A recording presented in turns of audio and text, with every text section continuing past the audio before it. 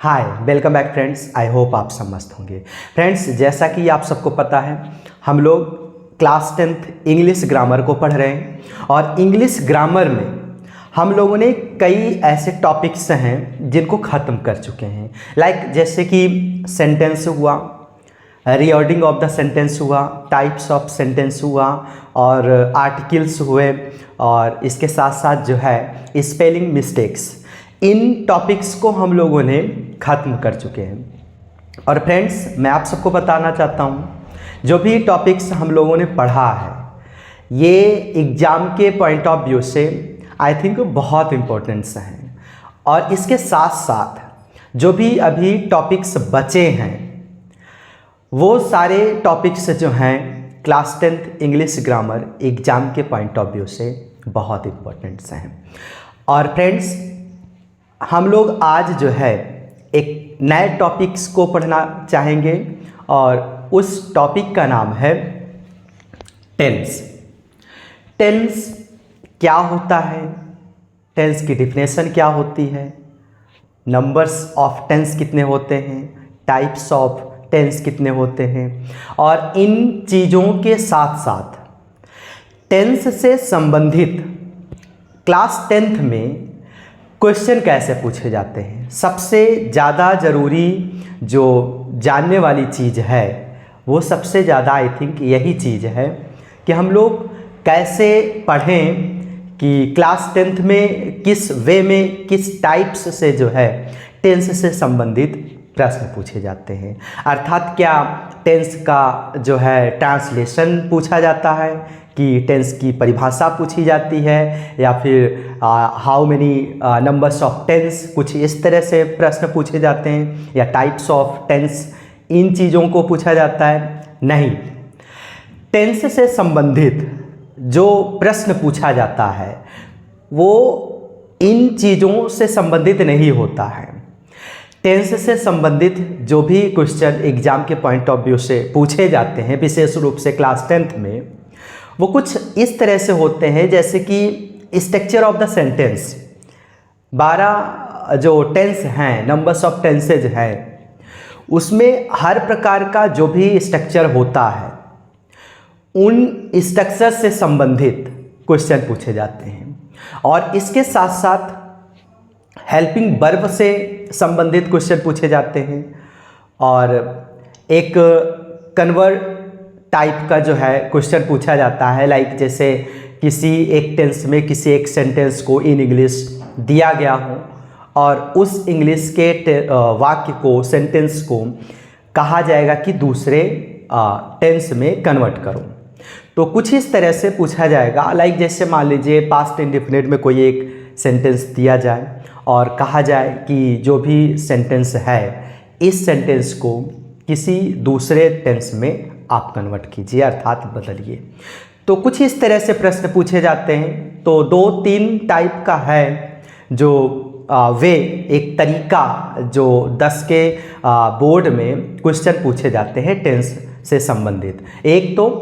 एक पूछा जाएगा कि कन्वर्ट करना है, किसी एक टेंस में सेंटेंस दिया जाएगा, उसे जो है किसी दूसरे टेंस में चेंज करने के लिए कहा जाएगा। या फिर इसके अलावा structure of the sentence, like मतलब कि कहने का ये हुआ कि किसी एक सेंटेंस को आधा अधूरा दे देगा और पूछेगा कि इसको पूरा कैसे किया जाए, इसमें क्या कैसे लगेगा, इन चीज़ों को लेकर के प्रश्न पूछता है।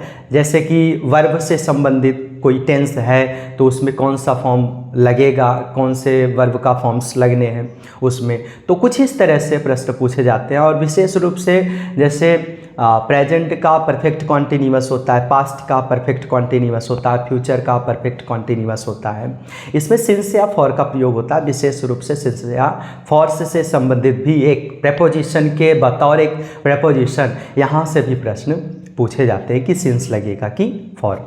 तो फ्रेंड्स, इन चीज़ों को हम लोग साइड में रखते हैं और सबसे पहले हमें टेंस जानना है, टेंस के बारे में हमें समझना है, टेंस होता क्या है और इसे हम कैसे पढ़ें। हालांकि हम लोग ट्रांसलेशन पर कम और स्ट्रक्चर पर ज़्यादा विशेष रूप से ध्यान देंगे, और एक एक करके 12 जो भी टेंस हैं हम लोग एक एक करके एक टेंस में जो भी सेंटेंस होते हैं, जितने भी सेंटेंस होते हैं लाइक असर्टिव, इंट्रोगेटिव, निगेटिव, हर एक सेंटेंस का हम लोग स्ट्रक्चर देखते हुए चलेंगे ताकि वो स्ट्रक्चर याद होता हुआ चले और साथ में जो भी क्वेश्चन हो उससे संबंधित वो भी हमारा सॉल्व होता हुआ चले।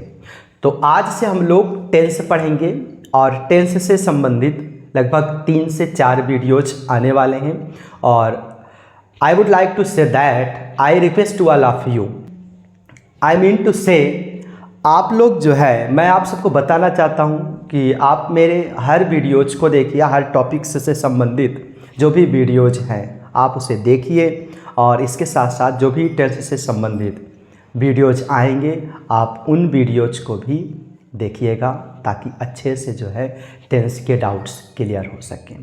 तो देखते हैं आज से हम लोग टेंस को। सबसे पहले टेंस होता क्या है फ्रेंड्स? टेंस जैसा कि आप सबको पता है, टेंस को हिंदी में काल कहते हैं। काल, टेंस को हिंदी में काल कहते हैं और काल के साथ साथ इसका एक पर्याय है जिसे हम समय बोलते हैं। टेंस अर्थात काल, काल अर्थात समय। और मैं आप सबको बताना चाहता हूं इन दोनों के अलावा टेंस का एक और नाम है और उसे हम कह सकते हैं एक्शन। एक्शन दैट मीन्स कार्य। फ्रेंड्स ये बेसिक वीडियो रहेगा, इसमें हम लोग समझेंगे कि टेंस से संबंधित जो सेंटेंस होता है उसकी आइडेंटिफाई हम लोग कैसे करेंगे, नंबर्स ऑफ टेंस क्या होता है, टाइप्स ऑफ टेंस क्या होता है, डिफिनेशन ऑफ टेंस क्या होता है, आज इस वीडियो के माध्यम से हम लोग देखेंगे और ये वीडियो जो है टेंस का एक बेसिक वीडियो रहेगा। तो फ्रेंड्स एक्शन दैट मीन्स कार्य। अब टेंस को एक्शन या कार्य क्यों कहते हैं तो मैं आप सबको बताना चाहता हूं कि जो भी टेंस से संबंधित सेंटेंस होते हैं उसमें उस सेंटेंस को हम लोग एक्टिव टाइप का सेंटेंस कहते हैं या कह सकते हो एक्टिव वॉइस का जो है सेंटेंस कहते हैं। और एक्टिव वॉइस का मतलब ये हुआ कि एक ऐसा वाक्य, एक ऐसा सेंटेंस जिसमें किसी एक सब्जेक्ट के द्वारा कोई एक कार्य होता हुआ दिखाई दे, अर्थात हम उस हर सेंटेंस को, हर उस वाक्य को टेंस का वाक्य कहेंगे जिसमें एक सब्जेक्ट के द्वारा एक कार्य होता हुआ दिखाई दे। अर्थात जो सेंटेंस होता है, वाक्य हम कई तरह से बोलते हैं, लिखते हैं, लेकिन जो टेंस से संबंधित हम सेंटेंस को देखने वाले हैं, वाक्य को देखने वाले हैं, उन वाक्यों को हम सिर्फ इतना आइडेंटिफाई करने के लिए समझेंगे कि उन वाक्यों में क्या कोई एक सब्जेक्ट है और अगर सब्जेक्ट है तो क्या उस सब्जेक्ट के द्वारा कोई कार्य हो रहा है। अगर ये दोनों बातें फॉलो हो रहा है तो समझिएगा वो वाक्य जो है टेंस का है। वो वाक्य किसका होगा? टेंस का होगा। अन्यथा अगर कोई एक वाक्य है और उस वाक्य में कोई भी कार्य होता हुआ ना दिखाई दे तो हम कहेंगे वो टेंस का वाक्य नहीं है। तो उसमें टेंस का रूल भी फॉलो नहीं होगा, अर्थात अप्लाई नहीं कर सकेंगे। और जो टेंस का वाक्य होगा, जो टेंस का सेंटेंस होगा, उसमें हम according to the rules of tense apply करेंगे और सिंपल तरीके से उसका हिंदी से इंग्लिश ट्रांसलेशन कर सकते हैं। बट अगर जो आउट ऑफ टेंस सेंटेंस होता है जिसमें कार्य होता हुआ ना दिखाई दे तो उसमें हम टेंस का रूल अप्लाई नहीं कर सकते हैं। जैसे मैं 2 सेंटेंस लिखता हूं और दोनों में से एक सेंटेंस टेंस का होगा और एक सेंटेंस जो है बगैर टेंस का अर्थात आउट ऑफ टेंस होगा। तो देखते हैं, जैसे मैं लिखूं जैसे कि राम एक पत्र लिखता है। राम एक अच्छा लड़का है। फ्रेंड्स, दो सेंटेंस हैं। एक, राम एक पत्र लिखता है। फ्रेंड्स, यहाँ काम करने वाला कौन है? राम, अर्थात एक सब्जेक्ट है और वो सब्जेक्ट क्या कर रहा है? एक पत्र लिखने का कार्य कर रहा है।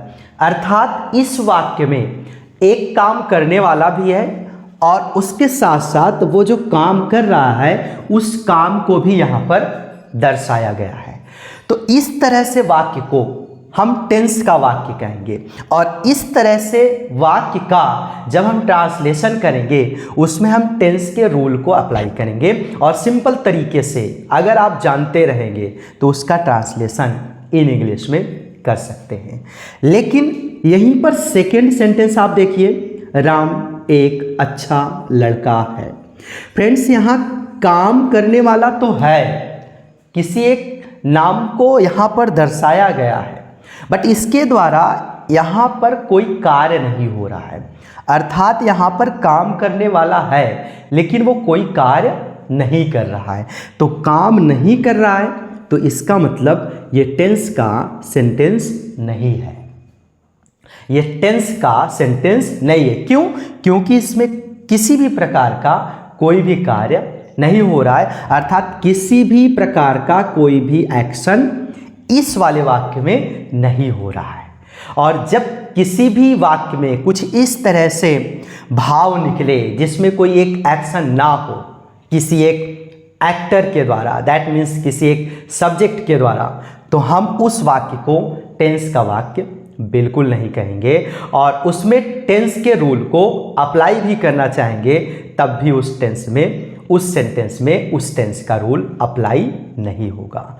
तो आई थिंक समझ में आ गया कि टेंस जो होता है, टेंस का जो सेंटेंस होता है वो टेंस तक ही सीमित होता है, अर्थात उसका अलग ही सेंटेंस होता है, उसका अलग ही अपना वाक्य होता है जिसमें एक काम करने वाला हो और उसके द्वारा कोई एक कार्य करता हुआ दिखाई दे, तभी हम उस वाक्य को टेंस का वाक्य कहेंगे। अन्यथा उस वाक्य को हम टेंस का वाक्य न कह करके उससे हम सिंपल किसी एक वाक्य को कह सकते हो, लाइक जिसमें हम कुछ प्रयोग को पढ़ते हैं, लाइक जैसे ईट का प्रयोग, देयर का प्रयोग और भी तमाम जो हैं यूजेस हैं जो हम टेंस के बाहर प्रयोग करते हैं, तो उस प्रकार के सेंटेंस का प्रयोग वहाँ पर किया जाता है। आई होप समझ में आ गया। और इसके साथ साथ ये डाउट भी क्लियर हो गया कि वास्तव में टेंस को एक्शन कहते हैं, अर्थात कार्य कहते हैं, या टेंस का दूसरा नाम एक्शन है। एक्शन क्यों है, आई होप आप लोग समझ चुके हैं। तो एक्शन इसीलिए है कि उसमें एक एक्शन होता हुआ दिखाई देगा किसी एक सब्जेक्ट के द्वारा। तो आई होप समझ में आ गया, ये डाउट क्लियर हो गया कि the name of the tense, the other name of the tense is an action.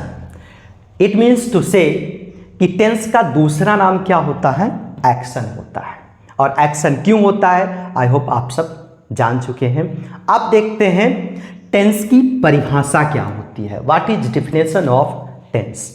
So friends, definition पढ़ने से पहले, डेफिनेशन को जानने से पहले मैं कुछ सेंटेंस लिख रहा हूँ और जब उन सेंटेंस को हम लोग देखेंगे, समझेंगे, पढ़ेंगे तो उस सेंटेंस से ही किस तरह से टेंस की डेफिनेशन निकाली जाती है उस चीज़ को हम आसानी से जान जाएंगे। तो देखते हैं, जैसे मैं लिखूं राम एक पत्र लिख रहा है। राम एक पत्र लिख रहा है। राम एक पत्र लिख रहा था। राम एक पत्र लिखेगा। फ्रेंड्स यहाँ पर 3 सेंटेंस हैं। एक, राम एक पत्र लिख रहा है। दूसरा, राम एक पत्र लिख रहा था। और तीसरा, राम एक पत्र लिखेगा। तो 3 तरह के सेंटेंस हैं और तीनों तरह के सेंटेंस में आप लोग देख सकते हैं राम अर्थात एक काम करने वाला तीनों में आ रहा है, एक शब्द तीनों में आ रहा है, पत्र शब्द तीनों में आ रहा है। सिर्फ चेंज कहाँ पर हो रहा है? यहाँ पर। लिख रहा है, लिख रहा था, लिखेगा। अर्थात यहाँ पर ये लिखना शब्द, ये जो शब्द आया है लिख, ये संस्कृत में इसे हम क्या बोलते हैं? एक लिख धातु है जिसे हम वर्ब कहते हैं और इस वर्ब को मेन वर्ब कहते हैं। इसे हम मेन वर्ब कहते हैं अर्थात मुख्य क्रिया कहते हैं। और ये मैं आप सबको बताना चाहता हूँ, जब भी टेंस का कोई सेंटेंस होगा तो उस हिंदी के वाक्य के अंत में हमेशा मेन वर्ब होता है। अर्थात अगर वो टेंस का वाक्य है तो उस हिंदी के वाक्य के अंत में हमेशा मेन वर्ब होता है और उस मेन वर्ब के जस्ट बाद एक पहचान बताई जाएगी जो एक टेंस का होगा। 12 टेंस में जो भी पहचान होती है उस पहचान को उस शब्द में बताया जाएगा उस हिंदी के वाक्य के अंत में, अगर वो टेंस का सेंटेंस है तो। जैसे यहाँ पर रहा है, ये एक टेंस का, हालांकि ये तीनों जो हैं टेंस का सेंटेंस है तो ये पहचान किसी एक टेंस का बता रहा है। और वहाँ यहाँ पर भी रहा था, ये एक टेंस की पहचान को बताया जा रहा है। गा यहाँ पर टेंस की पहचान को बता रहा है। और जो पहचान बता रहा है, जो भी टेंस की पहचान को बता रहा है, उसे हम कहते हैं हेल्पिंग वर्ब। उसे हम कहते हैं हेल्पिंग वर्ब अर्थात सहायक क्रिया। और जो पहचान बता रहा उससे जस्ट, उससे जो जस्ट पहला वाला शब्द है उसे ही हम क्या बोलते हैं? मेन वर्ब बोलते हैं। उसे ही हम क्या बोलते हैं? मुख्य क्रिया बोलते हैं। इसका मतलब ये हुआ कि मेन वर्ब और हेल्पिंग वर्ब, अगर कोई हिंदी का वाक्य है और वो टेंस का है तो उस टेंस के अंत में मेन वर्ब और हेल्पिंग वर्ब दोनों होता है। हेल्पिंग वर्ब जो 12 टेंस की पहचान होती है प्रत्येक टेंस की, उसे हम हेल्पिंग वर्ब कहेंगे। और हेल्पिंग वर्ब के जस्ट पहले जो भी शब्द हेल्पिंग वर्ब से जुड़ा होगा उस शब्द को हम मेन वर्ब कहेंगे। यहाँ पर लिख रहा है तो यहाँ पर लिख शब्द रहा है से जुड़ा हुआ है तो इसलिए रहा है टेंस की पहचान बता रहा है तो ये हेल्पिंग वर्ब हुआ और इससे पहले लिख शब्द मेन वर्ब हुआ। उसी तरह से रहा था, ये हेल्पिंग वर्ब है जो कि ये टेंस की पहचान को बता रहा है। इससे जस्ट पहले लिख शब्द है जो कि एक मेन वर्ब है। उसी तरह से गा भी एक टेंस की पहचान को बता रहा है, उससे पहले इसी से जुड़ा हुआ लिख शब्द है जो कि एक मेन वर्ब है। तो फ्रेंड्स मैं बताना क्या चाहता हूं कि तीनों सेंटेंस में आप लोग देख रहे हो ये सारे शब्द कॉमन हैं, बट जो भी परिवर्तन हुआ है, जो भी चेंजिंग हुआ है वो इन क्रियाओं को लेकर के हुआ है। पहले वाले सेंटेंस में आप लोग देख रहे हैं ऐसा लग रहा है कि ये प्रेजेंट की बात हो रही है, क्योंकि प्रेजेंट का जो भी टेंस होता है 4 तरह का होता है और चारों टेंस के अंत में है, हूँ, हो ये सब जरूर आएगा। अगर वो टेंस का वाक्य है, अगर वो प्रेजेंट का है तो उस प्रेजेंट के अंत में, उस प्रेजेंट वाले वाक्य के, हिंदी वाक्य के अंत में है, हो, हूँ ये सब जरूर आएगा। तो यहाँ पर रहा है ये किस टेंस को बता रहा है? प्रेजेंट टेंस को बता रहा है। अर्थात कुछ जो भी कार्य हो रहा है ये वर्तमान की बात हो रही है, ये प्रेजेंट की बात को बता रहा है। और यहीं पर देखिए रहा था, इस पहचान से लग रहा है कि ये बीते हुए कल की बात को बता रहा है, अर्थात पास्ट की बात को बता रहा है। तो यहाँ पर क्या हो जाएगा? पास्ट। उसी तरह से यहाँ पर इस गा से लग रहा है कि ये फ्यूचर की बात को बता रहा है, जो भी इंसिडेंट हैं वो आगे होने वाला है, अर्थात अभी हुआ नहीं है, तो ये फ्यूचर को बता रहा है। तो इस तरह से कहा जा सकता है। और ये जो पहचान को बताया जा रहा है ये एक हेल्पिंग वर्ब है, अर्थात एक क्रिया है, एक वर्ब है। तो इस प्रकार इन सेंटेंस को देखने के बाद सिर्फ एक चीज़ समझ में आया है कि जो भी पहचान हम आइडेंटिफाई कर पा रहे हैं कि अगर वो प्रेजेंट में है कि पास्ट में है कि फ्यूचर में है, तो वो सिर्फ और सिर्फ किसके माध्यम से, किसकी सहायता से, उस हेल्पिंग वर्ब की सहायता से, अर्थात एक क्रिया के सहायता से। तीनों सेंटेंस में कुछ चीज़ें कॉमन है, सिर्फ ये वर्ब जो है कॉमन नहीं है, हर जगह पे अलग अलग है और अलग अलग होने के नाते अलग अलग टेंस में है। और ये आइडेंटिफाई किसकी सहायता से किया जा रहा है, इस हेल्पिंग वर्ब की सहायता से जो यहाँ पर लगा हुआ है। इस हेल्पिंग वर्ब की सहायता से हम लोग ये चीज़ आइडेंटिफाई कर पा रहे हैं कि कौन सा सेंटेंस किस टेंस में है। तो फ्रेंड्स यहाँ से परिभाषा क्या निकल के आती है टेंस की, कि क्रिया के द्वारा समय का अर्थात काल का या टेंस का बोध होना ही टेंस कहलाता है। अर्थात समय, प्रेजेंट एक समय होता है, पास्ट एक समय होता है, फ्यूचर एक समय होता है। तो क्रिया के द्वारा जो समय का बोध हो रहा है, जिस समय की जानकारी मिल रही है, उसी को हम क्या बोलते हैं, टेंस बोलते हैं। अर्थात हमें यहाँ समय की जानकारी किसके माध्यम से पता चल रही है, तो हेल्पिंग वर्ब के माध्यम से। तो इस प्रकार डिफिनेशन क्या बन जाता है कि क्रिया के द्वारा समय का बोध होना, बोध का मतलब मालूम होना, जानकारी होना, तो क्रिया के द्वारा समय का बोध होना टेंस कहलाता है, काल कहलाता है। आई होप समझ में आ गया कि डिफिनेशन कैसे निकल के आया। इन सेंटेंस के माध्यम से ही ये डिफिनेशन निकल के आता है। तो अब मैं इन डिफिनेशन को लिखता हूँ, और हिंदी में भी और इंग्लिश में भी, और आप लोग जो है इसे नोट डाउन करते हुए चलिएगा।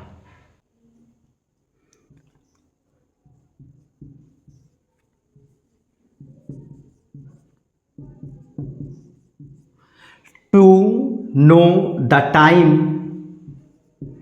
by the verb is called tense.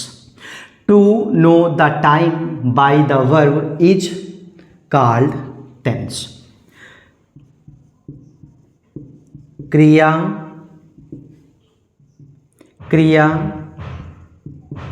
द्वारा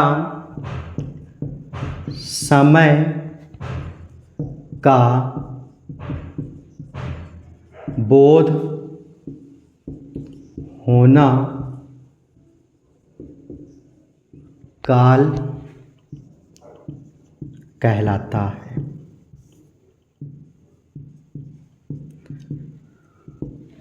क्रिया द्वारा समय का बोध होना काल कहलाता है।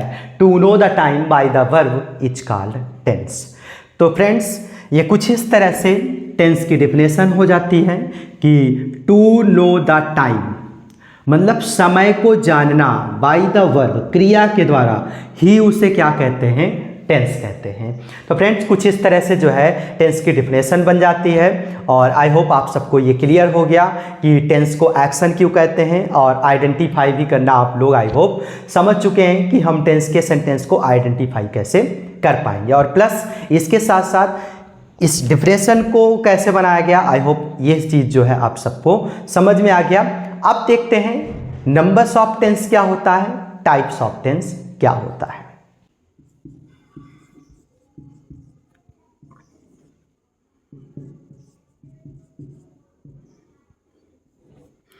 Types of tense. Types of tense.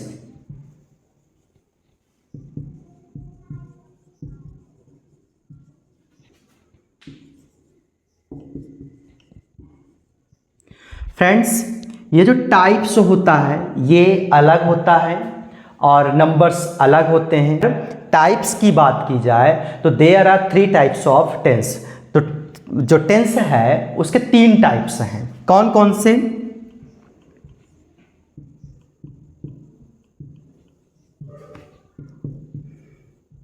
Present tense, past tense,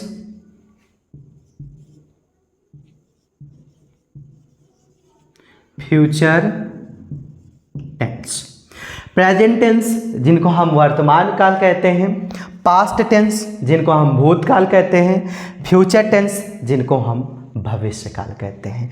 वर्तमान काल जो हमारे आपके नज़र के सामने जो भी इंसिडेंट होते हैं, जो भी घटनाएं घटती हैं, उन्हें हम क्या बोलते हैं कि वो प्रेजेंट में घटी हुई घटना है। पास्ट में जो हमारा बीता हुआ अतीत होता है, जो भी घटनाएं घट चुकी हैं, उन्हें हम क्या बोलेंगे? पास्ट बोलेंगे। फ्यूचर जो भी इंसिडेंट, जो भी घटनाएं आगे घटने वाली हैं, जो भी कुछ होने वाला है इन फ्यूचर, उन्हें हम बोलते हैं फ्यूचर टेंस, भविष्य काल। तो ये 3 तरह के टाइप्स होते हैं, ये टेंस के टाइप्स होते हैं। और नंबर्स की जहां बात की जाए तो टोटल नंबर्स ऑफ टेंस जो हैं 12 होते हैं, अर्थात 4 इनके होते हैं, 4 इनके होते हैं, 4 इनके होते हैं, और टोटल जो है 12 तरह के टेंस को हम आपको पढ़ना पड़ता है। और 12 तरह के टेंस से एग्जाम में जो है क्वेश्चन पूछे जाते हैं, अर्थात कहीं से भी पूछ सकता है 12 टेंस में। तो इस तरह से हमें 12 टेंस को पढ़ना कंपलसरी है। तो अब देखते हैं, हम लोग देखते हैं टाइप्स ऑफ टेंस के बाद नंबर्स ऑफ टेंस को।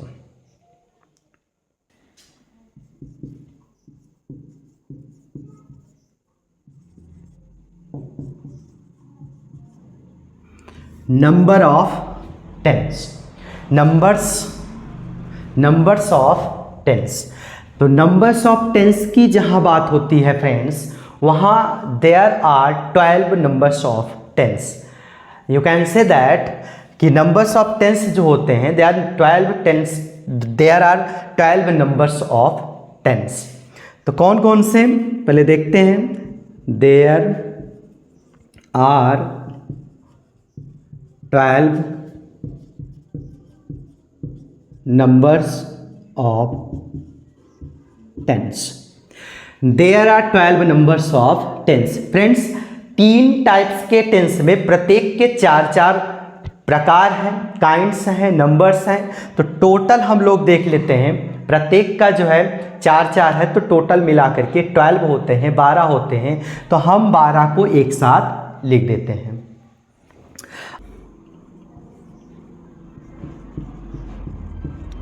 Present indefinite tense. Present indefinite tense, इसे हिंदी में कहते हैं अनिश्चित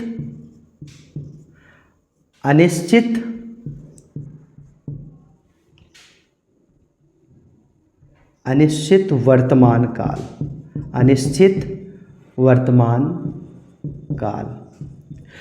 इंडेफिनिट का मतलब होता है अनिश्चित, प्रेजेंट का मतलब वर्तमान, टेंस का मतलब काल। तो इस तरह से अनिश्चित वर्तमान काल। दूसरा है present continuous tense. Present continuous tense. Continuous का मतलब होता है अपूर्ण। तो यहां पर अपूर्ण वर्तमान काल, अपूर्ण वर्तमान काल। उसी तरह से तीसरा है present perfect tense. Present perfect tense. Perfect का मतलब होता है पूर्ण। तो यहां पर पूर्ण वर्तमान काल। पूर्ण वर्तमान काल। तो प्रेजेंट इंडेफिनिट अनिश्चित वर्तमान काल, प्रेजेंट कॉन्टिन्यूअस अपूर्ण वर्तमान काल, प्रेजेंट परफेक्ट टेंस पूर्ण वर्तमान काल। अब देखते हैं नंबर 4 को।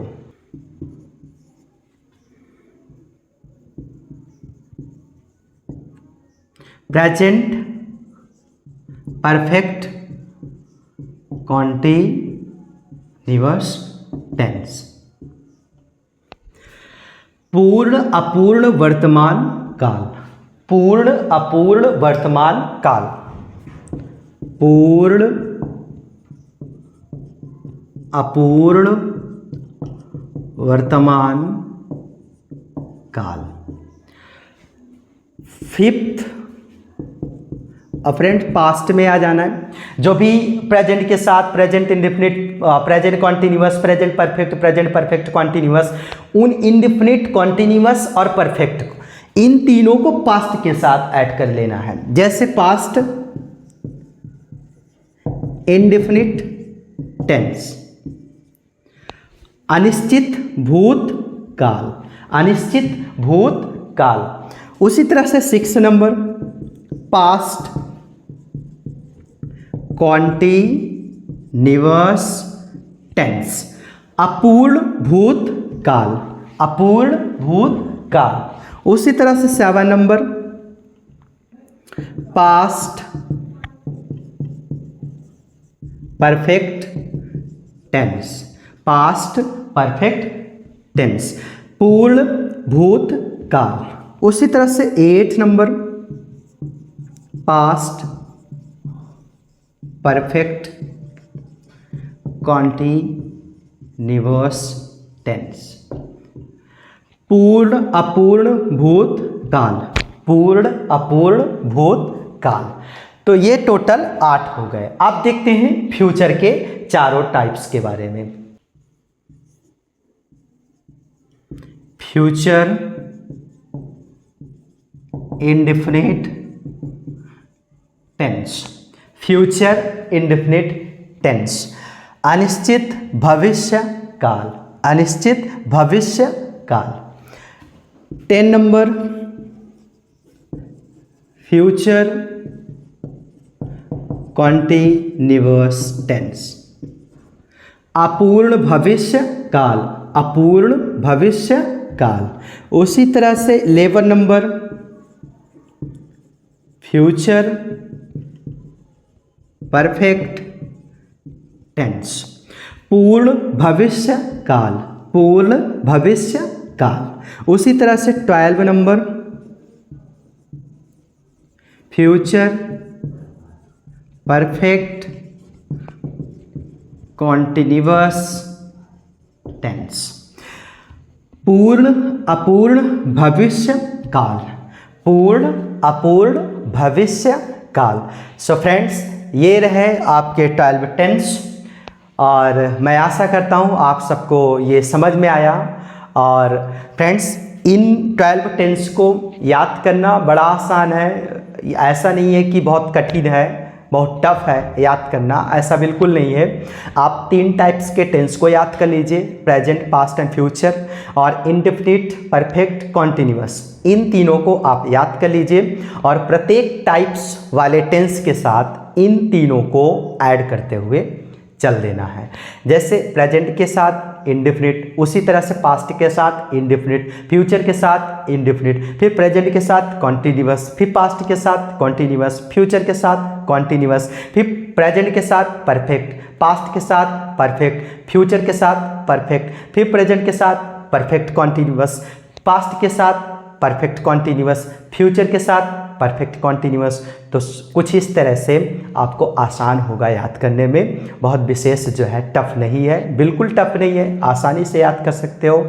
सो फ्रेंड्स, अब ये यहीं पर हम लोग आज विराम करते हैं, यहीं पर ब्रेक किया जाता है और ये टेंस का जो बेसिक वीडियो था यहीं पर समाप्त होता है। अब हम लोग जो है नेक्स्ट वीडियो में टेंस में प्रत्येक टेंस के बारे में स्ट्रक्चर के थ्रू चीज़ों को देखेंगे और जिस तरह से एग्ज़ाम में पूछा जाता उन चीज़ों को भी हम लोग देखने वाले हैं टेंस के माध्यम से।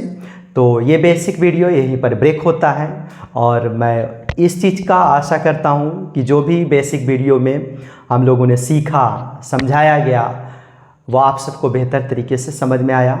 और इसके साथ साथ मैं एक चीज़ और कहना चाहूँगा, जो भी वीडियोज टेंस के बने या इससे पहले जो भी वीडियोज बना है ग्रामर का, विशेष रूप से क्लास 10th के लिए, आप लोग प्लीज़ एक प्लेलिस्ट बनी हुई है और उस प्लेलिस्ट पर जाइए, चैनल पर आप मेरे जाइए, प्लेलिस्ट पर आप देखिएगा तो सारे टॉपिक्स जो है स्टेप बाय स्टेप सारे टॉपिक्स वहाँ पर प्रेजेंटेशन किया गया है।